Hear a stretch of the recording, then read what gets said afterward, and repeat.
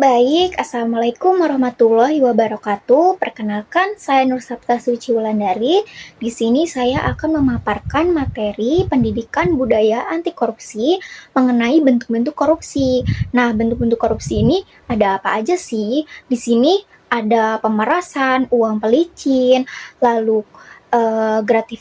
gratifikasi, terus ada juga suap penyuap. Oke, di sini korupsi ini apa sih? Sendiri dari bahasa Latin yaitu corruptio, yang berarti kebusukan, kebejatan, dan ketidakjujuran. Nah, berdasarkan buku saku KPK, ada 4 bentuk korupsi yang sering kita temui. Nah, apa sih yang sering kita temui? Yang pertama, ada pemerasan. Nah, pemerasan ini pejabat menyalahgunakan kekuasaan untuk memaksa seseorang memberikan uang atau barang. Nah, yang kedua, suap atau menyuap. Nah, ada kesepakatan, di sini tuh ada kesepakatan dua arah di awal antara pemberi dan pejabat untuk memengaruhi keputusan. Nah, yang ketiga ada uang pelicin. Nah, uang pelicin ini pemberian uang kecil untuk mempercepat layanan publik yang sebenarnya sudah menjadi hak kita. Nah, yang keempat ada gratifikasi. Nah, gratifikasi sendiri pemberian dalam arti yang luas kepada penyelenggara negara. Baik, di sini akan menjelaskan gratifikasi ya. Fokus utama kita adalah gratifikasi. Nah, menurut Undang-Undang Nomor 20 Tahun 2001, gratifikasi ini diartikan sebagai pemberian dalam arti luas yang berupa bisa uang, bisa barang, bisa diskon, bisa tiket, bisa fasilitas penginapan, sampai pengobatan gratis. Nah, gratifikasi sendiri terbagi menjadi 2 jenis. Yang pertama ada gratifikasi positif. Nah, gratifikasi positif ini yaitu murni tanda kasih tulus tanpa pamrih.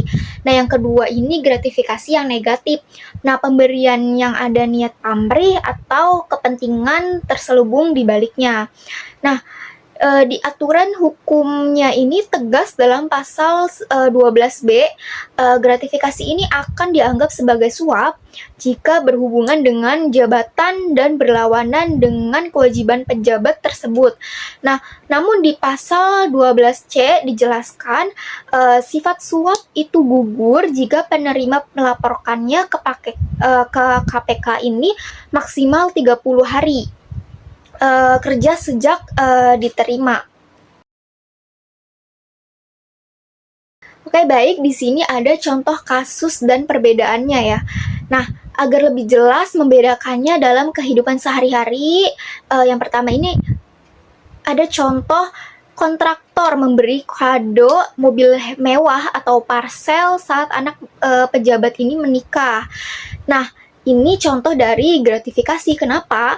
Karena ini berhubungan dengan jabatan, jadi wajib dilaporkan ke KPK. Nah, yang kedua, di sini ada contoh lagi, kontraktor memberi uang 50 juta ke pejabat izin usaha agar dokumen proyek ini langsung disetujui tanpa verifikasi. Nah, ini contoh dari suap ya. Nah, ini itu karena ada transaksi dua arah dari awal. Nah, yang ketiga ini contohnya ada menyelipkan uang 20.000 ke petugas loket agar antrian KTP ini kita diprioritaskan. Nah, contoh ini termasuk ke uang pelicin. Nah, yang keempat ini ada lagi contohnya oknum pejabat sengaja menahan izin usaha dan menolak tanda tangan sebelum diberi uang setoran 10 juta. Nah, ini termasuk pemerasan ya. Nah, di contoh lainnya ini di sekitar kita yaitu pemberian cenderamata dari orang tua murid kepada guru PNS saat pembagian rapot atau fasilitas penginapan gratis dari vendor. Nah, di sini kesimpulannya ini cara membedakannya ini yang pertama inisiatif dan paksaan dari pejabat ini yaitu termasuk pemerasan. Nah, kalau kesepakatan dua arah dari awal ini termasuk suap. Kalau yang pemberian pasif terkait jabatan ini termasuk gratifikasi. Nah, mari kita sama-sama cegah korupsi, mulai dari hal-hal kecil. Sekian dari saya. Terima kasih. Wassalamualaikum warahmatullahi wabarakatuh.